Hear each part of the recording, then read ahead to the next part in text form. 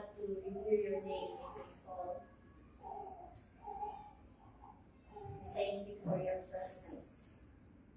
We thank you for being with us. We thank you for your great love, for your faithfulness that no one can compare and nothing can take its place.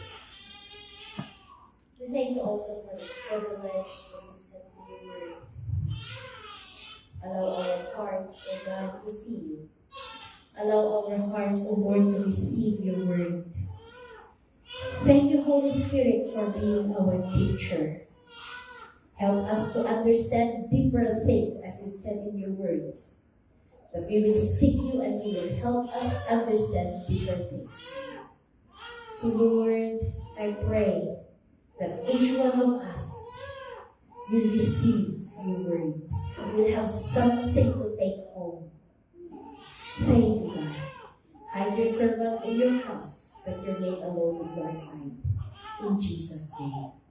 Amen. Amen. We can take our seats. Hallelujah. Praise the Lord. Good morning. Blessed Sunday to everyone. Did you say blessed Sunday to your neighbor? That's okay. Let Ezekiel worship the Lord. It is his moment. Yeah, it is their moment. So praise the Lord. So they're not a disturbance. They're just expressing their praise to God. Unless you allow yourself to be disturbed.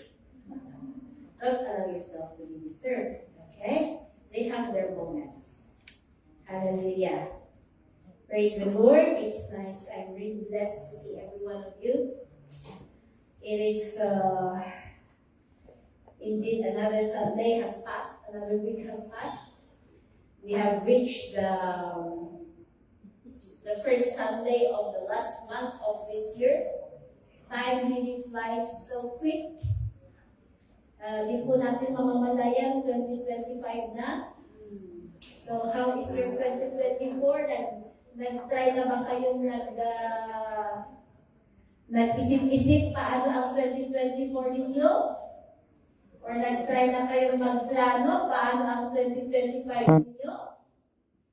So have you tried to thought of those things? To think, of those things. So, mabilis lang ang mga araw. I hope that you are treasuring your days in the presence of the Lord. Amen. Let's treasure our days in the presence of the Lord. Hallelujah. Praise the Lord that we are still alive. Amen. And that is a great blessing. You know, some of our mga batch ko, I'm 37. And yung mga iba kong batch na namatay na, wala na sila. At a very young age. And you know, we always have reasons to praise God. God, kung may nararamdaman man tayo, or may testings man tayo sa buhay, praise God because we have Him whom we can always run to. We are not excused of trials and testings sa buhay. Namati ka man, or believer ka man, or unbeliever ka, meron at meron testing sa buhay. Ang kakaibahan po natin that we have God in our lives. We have someone whom we can always run to. We have someone who is available 24/7. Alauna man yan ng umaga. God never slumbers. He never sleeps. He will always, His call line is always active. Ang tao, may time na natutulog. Sorry, I was sleeping and I put my phone in a silent mode. So I did not hear you calling. But with God, there is no such thing to Him. So praise the Lord. Amen. I was just saying, when people were texting me, messaging me, someone told me, "Oh, Pastora, we're here in the emergency." And then someone texts me, "Oh, Pastora, we're running to the emergency." And then another one texts me, "Just for this week." And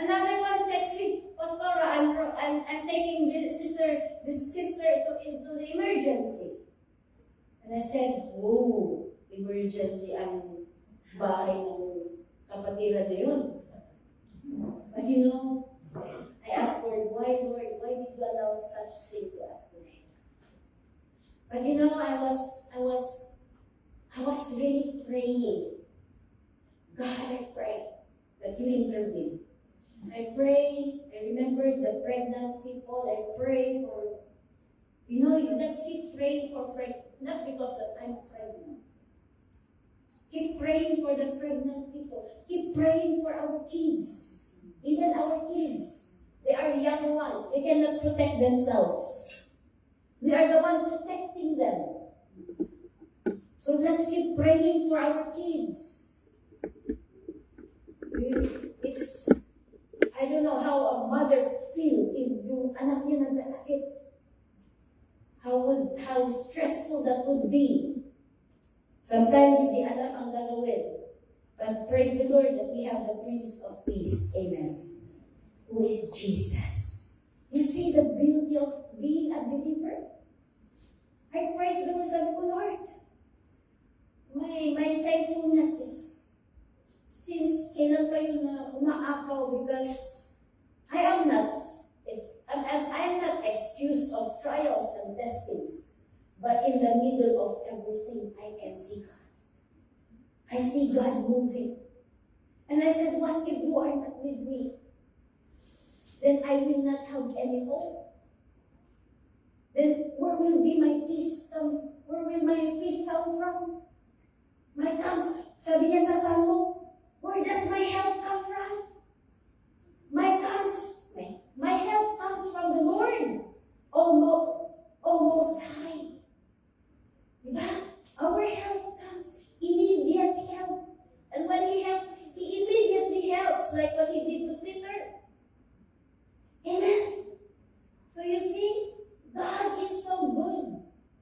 God is good. His goodness does not mean that you are afflictions free. No. Sometimes our testings is because of us. It is the consequence of our actions. But praise God, despite of that, He is faithful to show Himself, to reveal Himself to us. Amen? Amen. Do you appreciate the beauty of God? Sabi ko, Lord, I praise the best thing. Ano yung kanta ng mga choir? Knowing you. Jesus is the best thing that has happened. I hope it is also with you. That knowing Jesus is the best thing. I hope that you see Jesus in the middle of everything. Amen? Hallelujah. Praise the Lord. Our topic for today is serving God with humility. You know, who are saved here? Taas ang mga kamay. Woo! Hallelujah! Saved. Let us be assured of our salvation. Let us make sure of our salvation. If we are not yet sure of our salvation, make an effort to make sure of your salvation. Ask me, ask us, ask the leaders, ask someone. How can I make sure of my salvation? You know, when we are saved, we are not saved to be seated down. Amen po ba? We are not saved to just sit down and do nothing. We are saved. Ano yung sabi niya sa Ephesians chapter 2, yung nag-aralan natin ng minsan? Ephesians chapter 2, verse 9. Ephesians chapter 2, verse 10. Sabi niya, for we are created in Christ Jesus to do good works, which God prepared in advance for us to do. We are in yung good works, that is our service. That is our service to God. So we are saved to serve and to enjoy His presence. Amen po ba? That's why if you are given a ministry,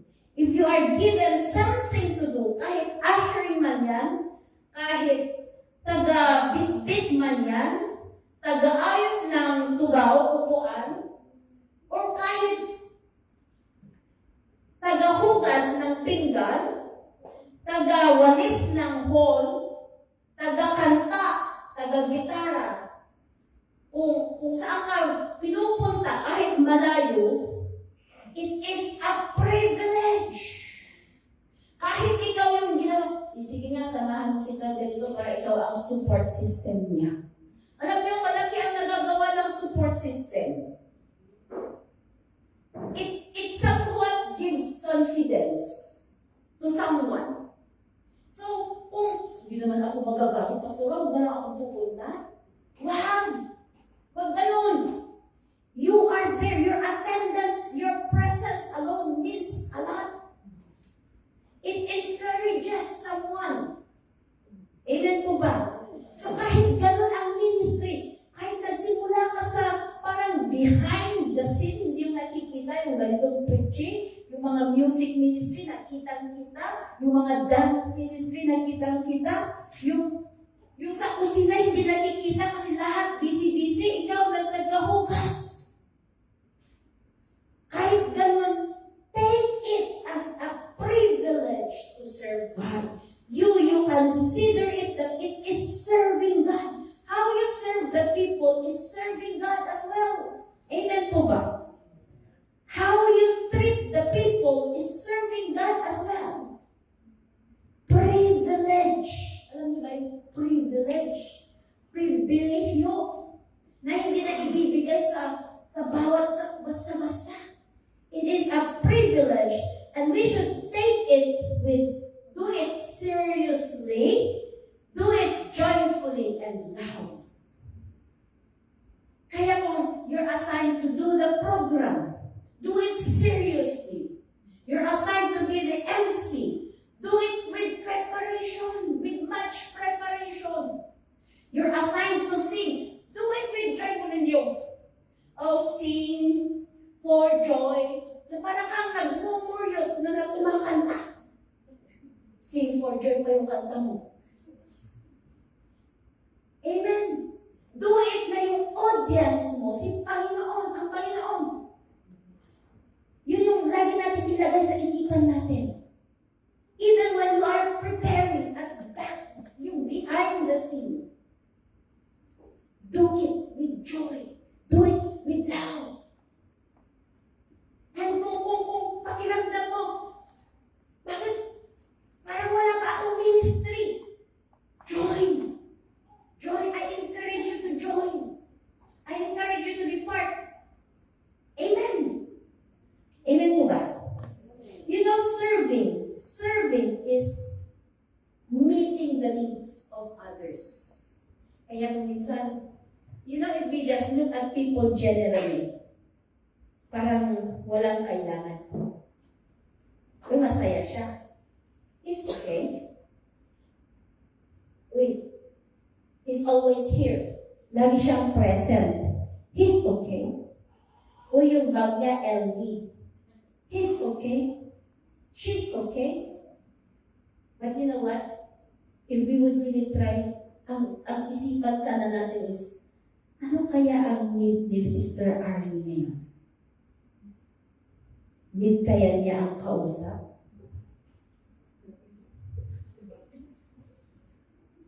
Need kaya niya ang someone to cheer her up or to encourage her? Need kaya niya ang mag-pray sa kanya? You know what, when I say meeting the needs of others, it's not just financially. It's not just, I'm not talking about that. But of course, if you can do more than that, you can do meeting the needs financially, praise the Lord. God has blessed you. And God will bless you more. But my point is, when I say meeting the needs, I'm not just focusing on meeting the needs financially or yung mga materials na binibigay. Just a simple tap sometimes. Just a simple hello, you are being sought for. Naiisip kita, Brother Sidney. Naalala kita, Brother Sidney. May kailangan ka bang pag-pray natin? Those kinds of thinking and meeting the needs. Or yung nakita natin na yung isa is parang nasa gilid-gilid, tapos walang kausap. Those are, and you try to go and start conversation with that person so that she or he will not feel isolated or out of place. That is meeting the needs of others as well. Being sensitive, serving is being sensitive. Halimbawa, yung nakita natin yung mother na iyak yung anak. Paano kaya how can we help a mother like that? Diba? Na napapagod din ang mother. Being observant on what they need. Knowing and doing something to meet the need of others. And sometimes it requires sacrifice. Ano yung sacrifice na number 1 na nare-require niya? Your comfort. Our comfort. Just to meet the needs of others. And how do we meet the needs of others? Many times, it is through ministry. Many times, just approaching the people. Do you need anything? Do you need me to pray for you? Malaking bagay na kaya yun. Diba? Alright, so humility, we will, as we go, we will understand the meaning of humility. Number 1, meaning of humility, in accordance to the Word of God, it is in Philippians chapter 2, verse 3 to 4. In Philippians chapter 2, verse 3 to 4. Alright, now let's all read. Sige, lahat tayo. 1, 2, 3, go. Do nothing out of selfish ambition or vain conceit. Rather, in humility, value others above yourselves, not looking to your own interests, but each of you to the interests of the others. So number 1 is valuing others more than ourselves. We value others.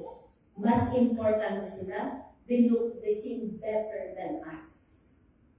Ano yung ibig sabihin ng selfish? Do nothing out of selfish ambition. Ano yung ibig sabihin ng selfish ambition? When you are elevating yourself over others. You are putting your own interest over others. Alam niyo yung duck? Alam niyo yung pato? Ano yung salita ng pato? Kwak, kwak, kwak, kwak.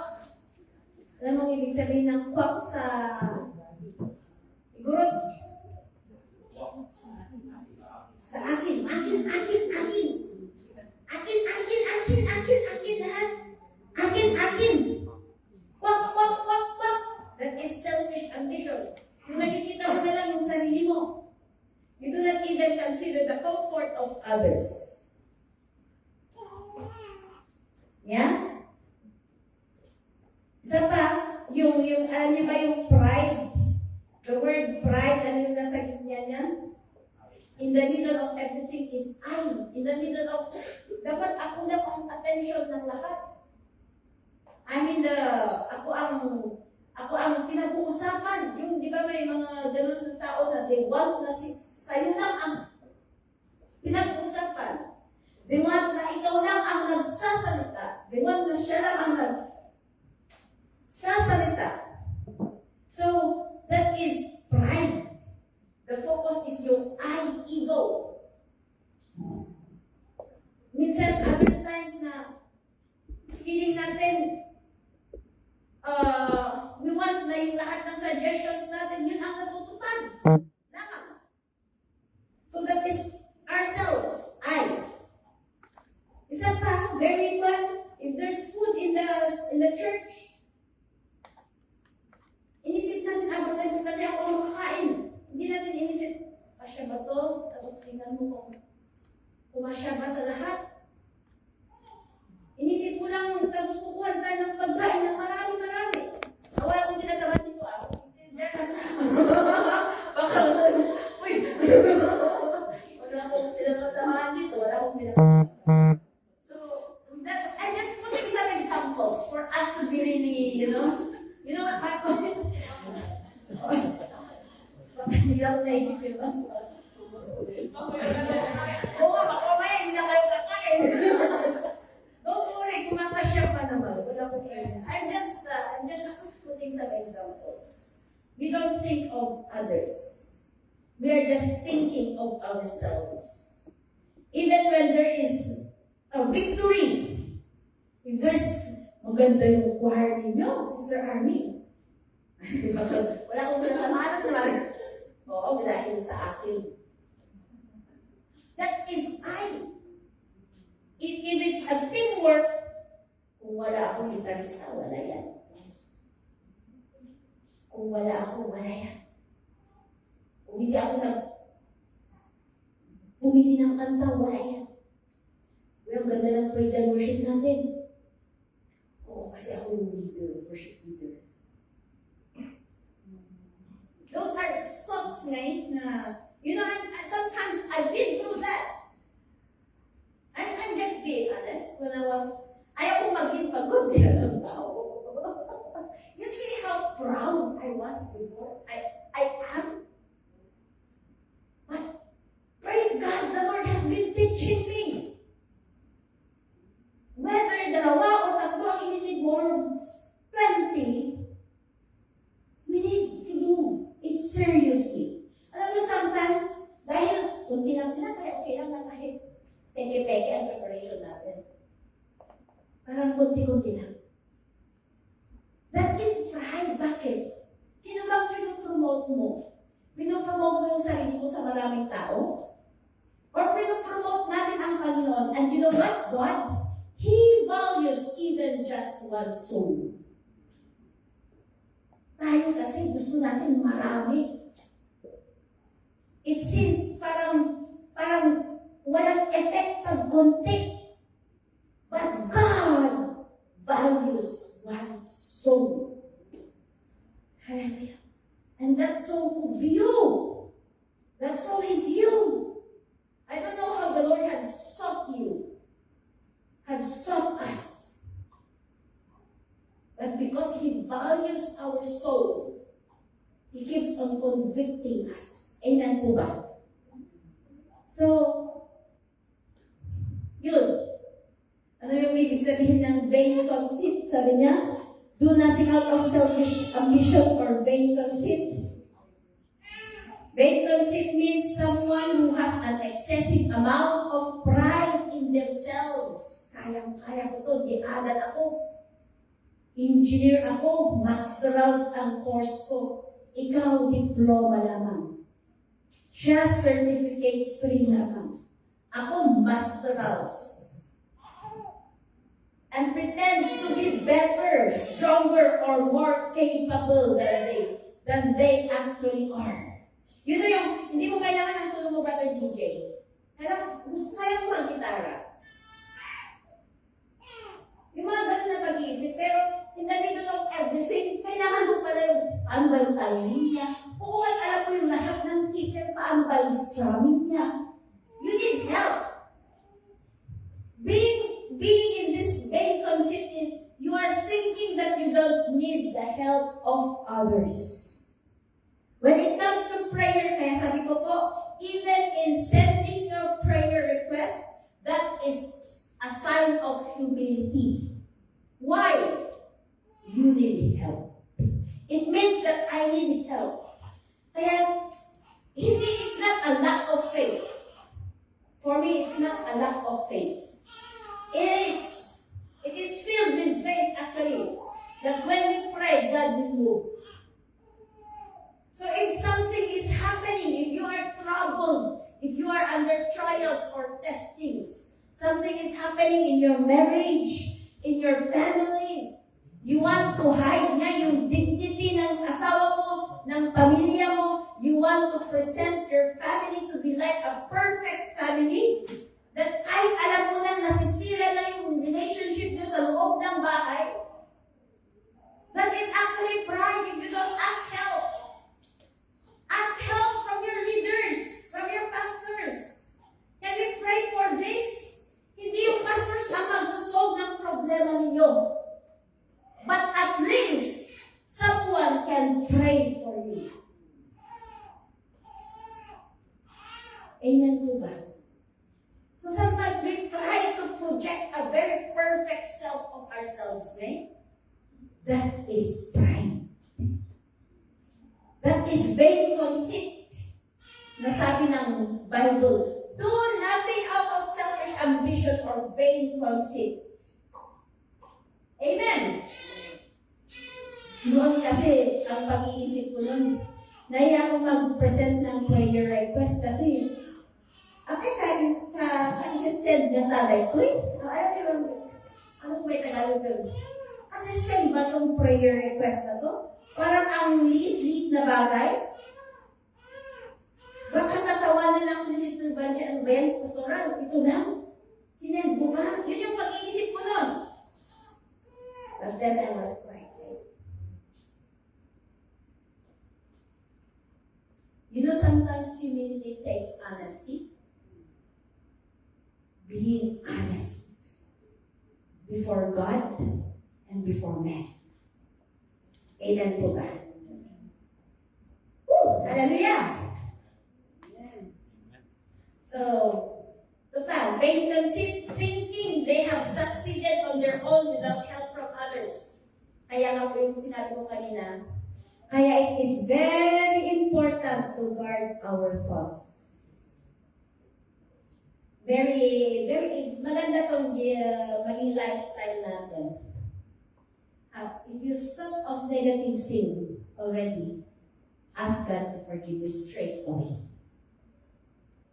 Don't let that thought to play in your mind. And sometimes our thoughts we cannot control. Sometimes maraming ini-entertain yung isip natin.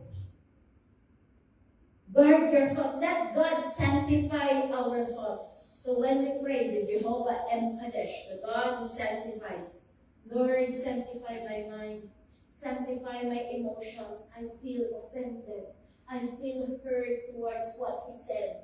I feel, hindi ako pinansin ng asawa ko, nasaktan na ako, nag-apos na ako. Lord, for sanctify my emotions. Sanctify my mind. Bakit ganun yung pag-iisip ko kay towards Sister Grace? Isip ko na mas magaling akong sumayaw kaysa sa kanya. Sana ako na lang yung leader ng dance kasi mas magaling naman ako. Hindi proven yun na. Sanctify my thoughts, O God. Sanctify. Amen po ba? So, do you know who is aside from Jesus, do you know the most humble man on earth that was recorded in the Bible, aside from Jesus, who was recorded in the Bible?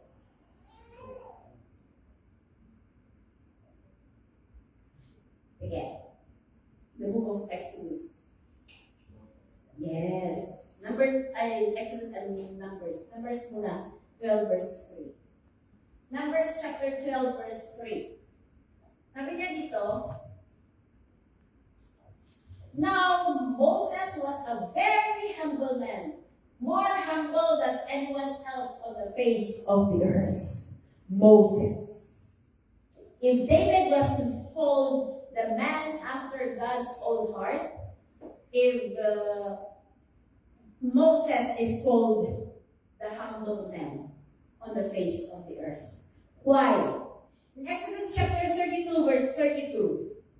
If we open our Bible in Exodus chapter 32, verse 32, sabi niya dito,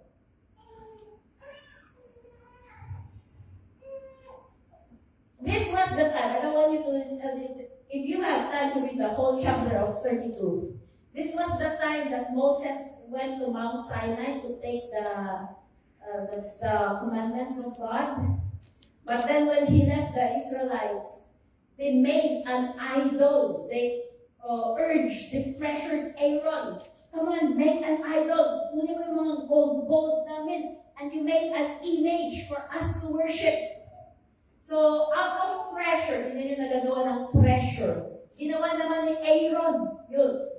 And you know what happened? God got angry because God really hates idolatry. So, He sent, sabi niya kay Moses, punta ka na sa baba, tignan mo yung mga Israelites, talagang ilang araw ka lang umalis, nakalimutan ka na nila ako. Sabi ni God. So, God, when Moses went down, he saw how the people became wild yung word. So, tingnan niyo, baka mga ginagawa natin wild, wild things. They are demonic. Kaya pala ang party sa bar, you see the parties in the bar, they are demonic. Even if you're dancing wild dances, that is demonic. Songs that are wild, that is demonic. That is wild. Of course, we can get wild naman, pero iba yung wild that you are exposing your bodies. That is different naman. So, ang sabi ni so God was so angry with the Israelites. So He told to Moses, step away. I'm going to destroy all these Israelites. Sa galit ng Panginoon. You see, God is a God of wrath. We can see here that He is a God of wrath. Ang pagkakaalam lang kasi natin, God is love. But we don't know that He is also a God of wrath. He knows how to get angry. Kaya minsan, na-outbalance eh. Ang talagang pinoproject lang ng church ngayon is God is love, God is love, God is love. Nakakalimutan that He is a God of wrath as well. So, Moses step aside. I'm going to destroy all these Israelites. And then Moses prayed, Lord, please, anong sasabihin sa'yo ng mga Israelites, ay ng mga Egyptians na iniwan namin sa Egypt kung pinatay mo lang mga Israelites? And still, isa pa, ito yung prayer niya. But now, please forgive their sin. But if not, then blot me out of the book you have written. That is the prayer of Moses. Hindi niya inisip yung sarili niyang salvation. Blot me out of the book of life. Anong ibig sabihin nun? He will not go to heaven. He would rather prefer to go to hell than lahat ng Israelites ay mamamatay sa galing ng Panginoon. You see what Moses, he was not thinking of himself, but he was thinking of the whole Israelites. And you know that, and he knows that this is eternity. He was exchanging his eternity, his life, eternal life, in exchange to others' salvation. Blot me out. But you know, sagot ng Panginoon, kung sino ang nagkasala sa akin, sila ang mananagot. That's why Moses became the most humble man. More humble than anyone else here on earth. So humility, from that alone, we can see that humility is we value others more than ourselves. We consider, we care for others more than ourselves. It's so hard, isn't it? It's hard. Mahirap. Imagine you have to put yourself last. You have to put the comfort of yourself last compared sa comfort ng others. Number 2, na meaning ng humility. Submission to God. And of course, to our leaders. In Philippians chapter 2, verse 8, if we continue the life of, can we just read until 4 right there? Can we continue from 5? Philippians chapter 2, verse 5. This is about Jesus. Jesus who humbled himself for us as well. Philippians chapter 2, verse 5. Okay, let's all read. 1, 2, 3, go.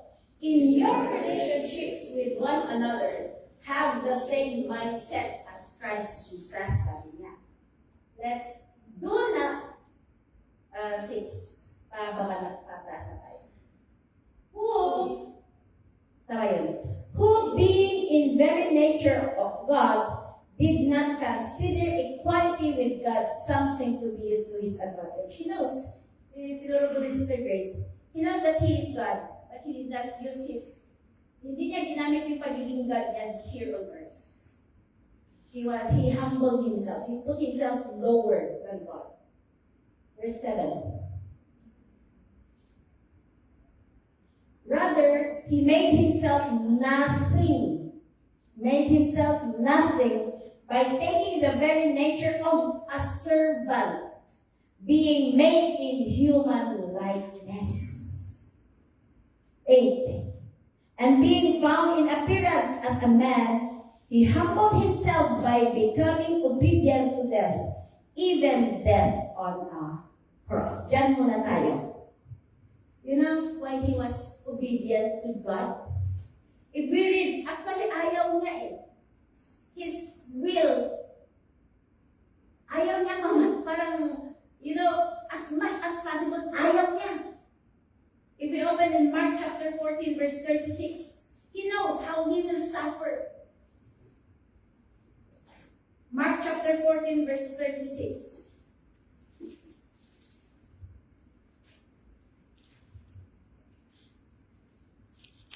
Ano sabi niya doon? Mark chapter 14. Verse 10. Sabi niya, Father, he said, everything is possible for you. Take this cup from me. Pwede bang tanggalin mo? He knows how he will suffer.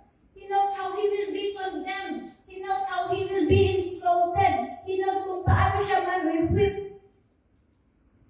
So that the suffering, he was thinking of the suffering, that he was human at that time. Nakakaramdam po siya. Nararamdaman niya ang sakit. So sabi niya, take this cup from me, yet not what I will, but what you will. Jesus proves his submission to God through his obedience, laying down his own will, so that he can do the will of God. So it means a submission. If we are submitted to God, if we are fully submitted to God, we are willing to let go of our will. Of our will. Ano ba mga will natin? I want to be a millionaire. I want to have my own house.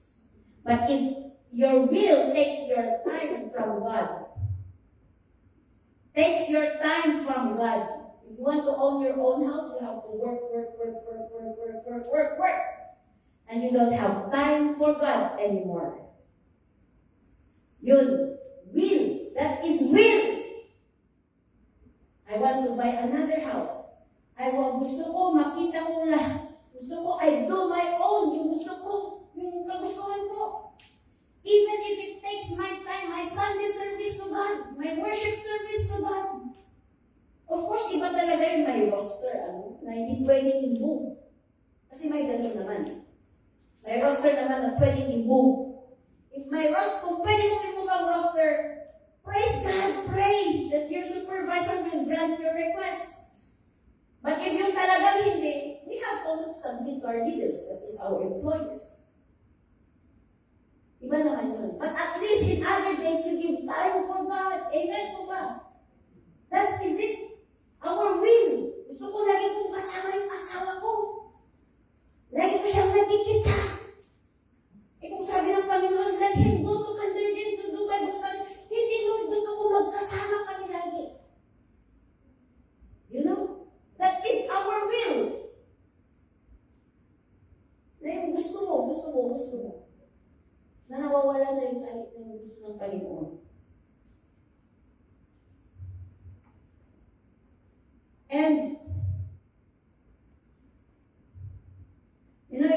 submitted to God, we are so focused to God and not on circumstances. Amen.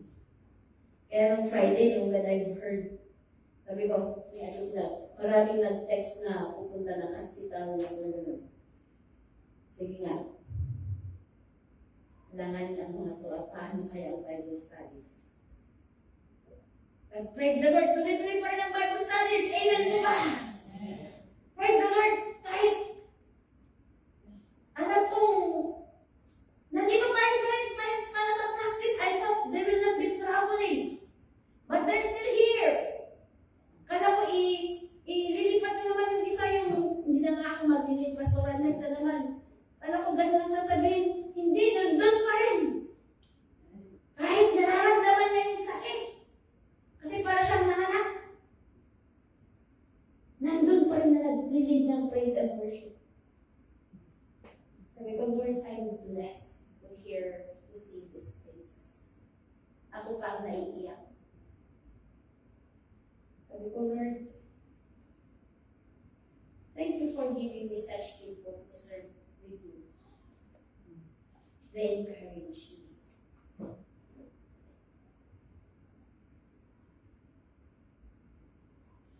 You know, kapag sinabi natin, if we make excuses not to serve God, lahat tayo ay excuse. Hindi tayo mawawalan ng excuse. Never that excuse will cease. Mag-i-stop yan. Never na mag-i-stop ang excuse. But excuse, if we give in to one excuse, the enemy will give you a second excuse, and then third excuse, and then fourth excuse, and then you will no longer be seen in church. So don't give in to the self-will. Amen po ba? Even if it's too hard. Sometimes it's so hard to stand up. I'm not saying this literally. I hope you get my point. It's so hard to stand up. Sometimes it's so hard to lift our hands and praise the Lord because everything is just overwhelming. Sometimes our emotions are so dry that we feel like we don't love God anymore. That we don't have this joy anymore to serve the Lord. But even in moments like those, we need to learn how to submit our emotions. We need to learn how to submit our situations to God. And just obey. Just lift your hands to the Lord and worship Him. And He is the one who is able to change our circumstances. Amen, Lord. He is the God. All things are possible with God. All things are possible with God. Focus on who He is. Don't focus on your circumstances. If you start focusing on your circumstances, that's the time that you are become weak. Then we weaken ka na. That's the time that you will eventually give up. That's the time that the enemy is trying to really to move fast, to get your soul, take your soul, to captivate your souls. I mean. But if we are submitted, we can see how the Lord works. You know, one of my praise report. And I praise God. Last Friday, when it was my last day of work, I had applied already for my annual leave and then eventually for my maternity leave. Too early. It's too early, Raven. Yeah, I know. But as recommended by the doctor. So, of course, ang maiwasan, hindi ko maiwasan na mag-compute ka. Wala ka ng sweldo. May sweldo pa naman ng konti-konti, pero compare sa sweldo mo, wala. Parang lang. Hindi maiwasan na mag-compute ka. But I told my situation to my leaders, to my overseers, and I received a blessing. Bawas. Gastusin. Hindi lang blessing ang nagbibigay. Kapag tinatanggal yung gastos, blessing din yun. Di ba? Yung hindi na what I mean. Because of my submission. If I was just so quiet and they don't know what's happening in me, and praise the Lord because of that they even prayed for me and my baby. You know, it doesn't, masakit bang mag-submit? Mag-open up kung ang talagang sitwasyon mo. Unos, pag sinabi ko kay Brother DJ, siya pala makakatulong sa akin. Me being open up na naririnig ko yung mga advice, ay ganito pala. But if we keep our things secretly, yung sinisikreto natin, parang we were not submitted. Submit yourself to God and to your leaders and to one another, sabi niya. Sabi niya, to one another. How? I will not receive that blessing if I have kept it to myself. Amen? So be submitted. Nothing. Wala kang makukuha. Ay wala kang manulus if you're submitted. At the same time, you're being prayed for. Amen. Alright. Malapit na tayo. Don't worry. Third, way of showing humility, being prayerful. Being prayerful. Ano bang ibig sabihin kasi ng prayerful? You acknowledge that you need God over your life. You acknowledge that you need God over your life. Jesus, Moses, our examples for humility, they are very prayerful. Jesus always takes time to leave the crowd to pray in the mountains, on the mountain. Moses is always praying to God. We acknowledge that we need God. We acknowledge that we have weaknesses, that we are not strong always. We are, Lord, I need you to strengthen me. Being honest with your situation to God, that is being prayerful. I tackled this also with the other one. Sabi ko, that's why, don't be shy to forward your prayer requests. If it's very sensitive issue, you can just forward to me. It's okay. If it's very sensitive issue, at least someone is praying for you. Amen to God. Not asking for prayer even if you need one means you are acting like you're very strong, pero actually, you are just pretending. Wow. Malapit na. What are the results of humility, serving God in humility? Number 1, we receive God's grace. James chapter 4, verse 6. James chapter 4, verse 6.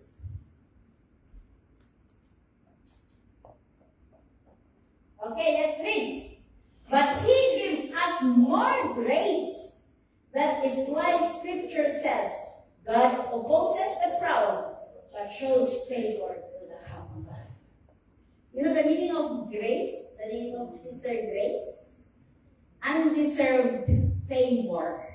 We don't deserve it because marami tayong, probably because of the consequence of our action. We deserve to be punished. We deserve na hindi maka-receive ng gift because we have been pasaway sa ating mga magulang. We deserve na ma-kick out, ma-redundant sa work dahil ang tawag nun, lagi tayong nag-aawol. Hindi natin sinusunod yung law sa workplace. But because we have this grace, na-maintain tayo sa work. Because we have this grace, binibigyan pa rin tayo ng parents natin ng gifts. Because we have this grace, na forgiven tayo. You know, if we just humble, if we sinned, and we humble ourselves to God, there is forgiveness. Even if I've sinned to someone, if I did something to someone, and if I humble myself to that person, even though he wouldn't, sometimes, most of the time, he will forgive, that person forgives me. But even though that person won't forgive me, at least my humility someday will touch that person. Kesa yung talagang gagawin ko, ay, hindi ako hihingi ng tawad. Hindi ako hihingi ng tawad. Never. Sabi mo ba? Never. So, you see, if there is, sabi pa niya, if someone is angry, just humble yourself or give him a gift, mapapasify yan. That is also sign of humility. Approach. Amen po ba? We do not justify ourselves like, ginawa ko yun kasi ganito. Ikaw kasi, parang si Adam and Eve. Si Eve kasi. Sabi naman ni Eve, kinonfront ni Eve, ni God si Eve. Yung snake kasi, yung serpent kasi. You know, yung may just, siguro kung nag-ask forgiveness si Adam kaagad, wala tayo dito. Sin has not entered the world. Nawala, na-erase na. Diba? I will remember no more. Sabi ng Panginoon, if we ask for repentance. Pero dahil ginastify, ganon. So sometimes we don't need to justify ourselves. Maraming issue ngayon sa Facebook. Nakakapuno ng homepage. Ano? Napansin niyo ba yun? Oh, pareho tayo ng issue na nakikita. Kasi pag gano'n mo yun ang news. And sometimes, kapag nakita mo na lumalabas sila, they justify themselves. Gusto ko yung sometimes yung mga Korean, hindi K-drama. Mga Korean politicians, Japanese politicians. If they did something, they would just forgive. Diba? Sa atin, wala. Kahit dimandaman, hindi ko yan ginawa. Itulfo pa, kahit itulfo pa, wala. Hindi ko yan ginawa. My defense, lagi my defense. But if, that's why I appreciate yung mga leaders ng Korean, Japanese, they will just forgive with a bow, showing their humility. Kaya hindi nagiging issue. The more you defend yourself, the more na lumalakas yung issue. Amen po ba? Silence. Philippians chapter 2 natin yung Philippians chapter 2 verse 9. Yung nangyari kay Jesus because of His obedience, because of His humility. So na, therefore God exalted Him to the highest place and gave Him the name that is above every name. Verse 10. That at the name of Jesus, every knee should bow in heaven and on earth and under the earth. Verse 11.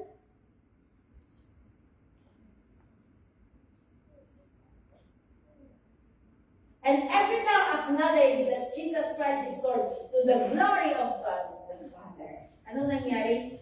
God exalted Jesus because Jesus humbled Himself. He exalted Jesus. When we humble ourselves, God will exalt us.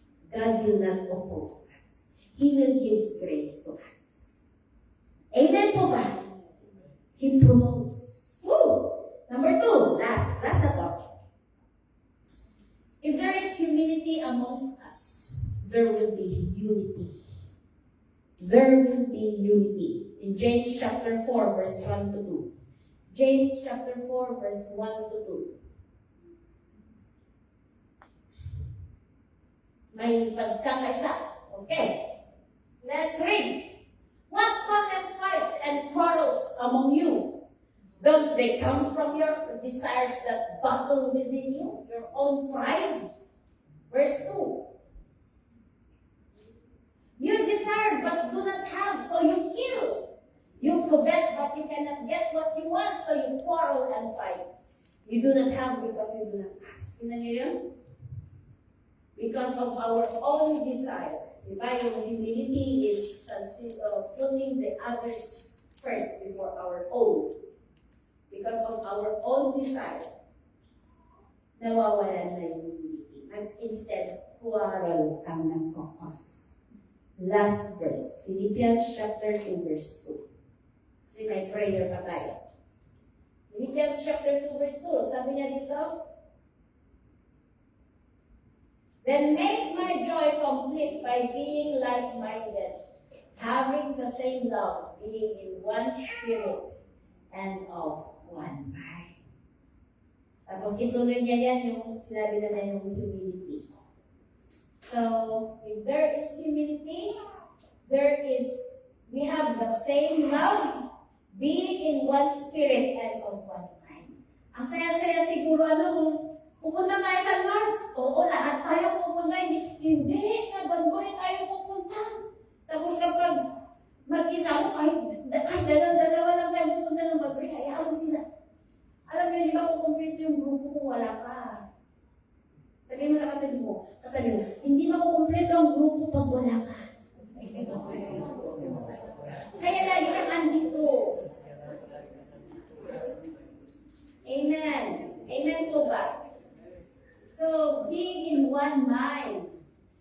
Mag-hymnal tayo.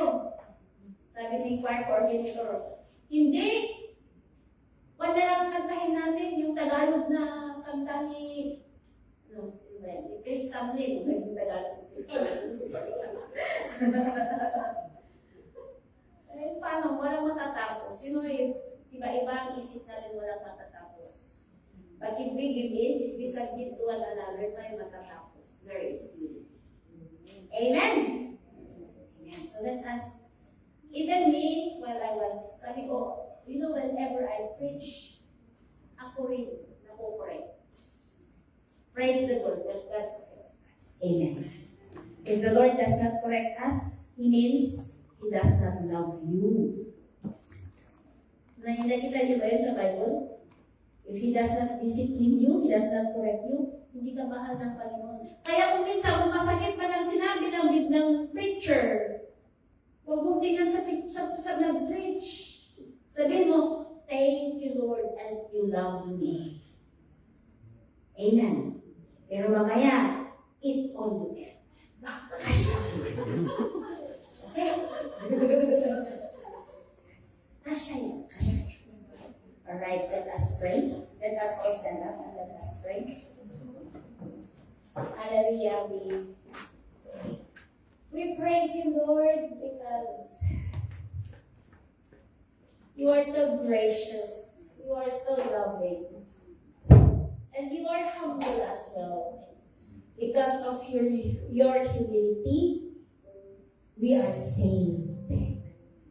There is an open door for us. You became the way, the truth, and the life to us because of your humility. Now help us to be humble as well. To consider others and not just ourselves. To let go of our ego. To let go of our pride. Not to just even to know how to say sorry. Even if we are the one wrong for. Help us, O God. Help us to be loving towards each other and to accept each other's mistakes, O God. Not to condemn them, not to think that we are better than them, but instead to be an encouragement towards each other. Thank you, Lord. Thank you, Lord. Thank you, God. We receive your love. We receive the spirit of humility in our hearts. We give you glory in Jesus' name. Amen.